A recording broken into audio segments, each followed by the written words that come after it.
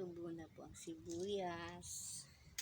Ito, mayroon po akong ipapakita. Nakatutuwa po ako na makita na mayroon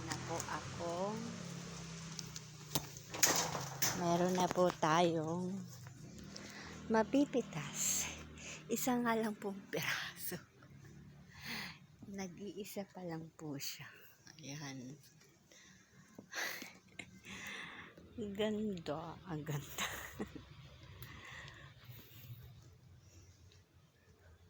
Wala pa pong yan pa lang po. Yan pa lang po yung bunga ng aking patola.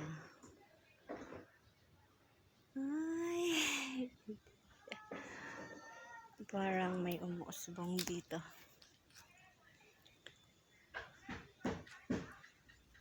Meron ng bunga ang ating patola. Ayan na po si okra. Okra dito sa tabi po ng papaya. Papaya, wala pang bunga.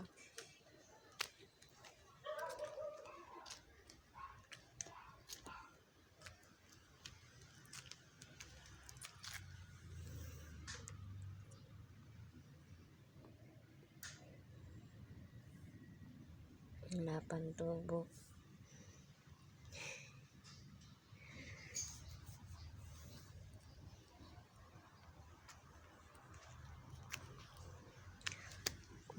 Kamatis. Kamatis dito.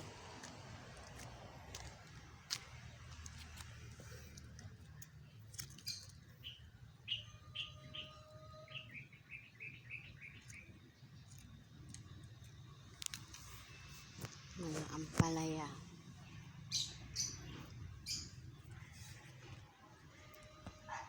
May bunga yung ampalaya. Ito mga sitaw.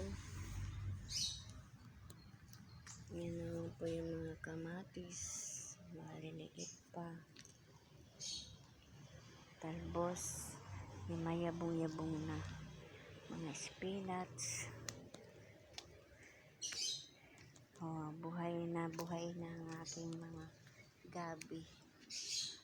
Dahil lagi pong nadidiligan. Ito mayroon pong bunga sa mababa at may bulaklak sa mababa po. Yung mangga, ang dami na po nila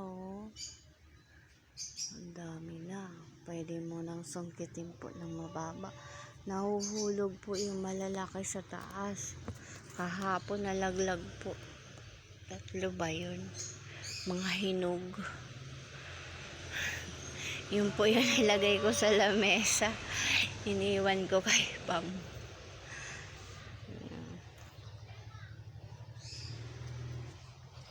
Yung mga okra po dito.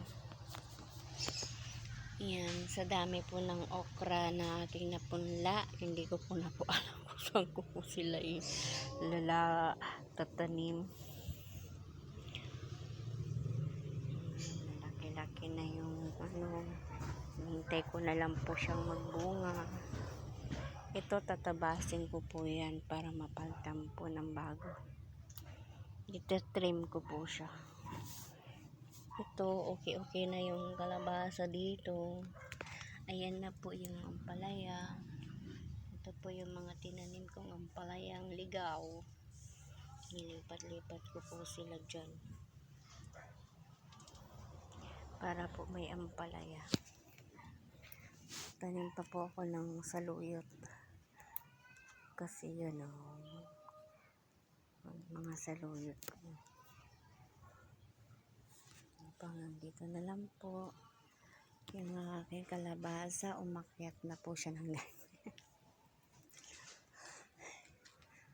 Gusto ko po sanang yung alambre para po kasi baka hindi po kakayanin tong straw pag namunga po yung aking kalabasa.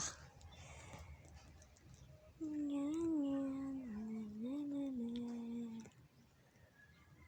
aking mga dyan, kamatis. Mag-survive kaya pinagapang ko po yung kalabasa niyang papunta doon sa avocado. Pag namunga po siya, makakayanan po siya ng avocado. Aakyat nga lang siya doon sa taas. Bale, ano naman yun, susungkitin, akyatin. Sige na po, bye-bye po.